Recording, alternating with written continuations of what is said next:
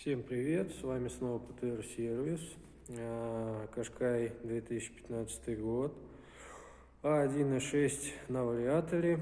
Обратился с проблемой постороннего звука в двигателе на холостом ходу. Вот, при этом также горел у нас чек. По коду неисправности у нас была вот такая ошибочка P2014. Вот, и в отработке симптоматики возможных причин неисправности виднеется у нас также корректность положения цепи ГРМ, ну, либо ее растяжение.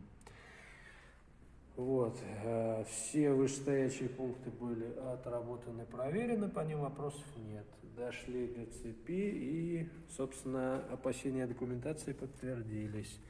Имеем очень сильно вытянутую цепь. Каким чудом она не перескочила, я даже не знаю. Вот, собственно, такое покатанное состояние двигателя. Довольно-таки пробег пишет на одометре 160.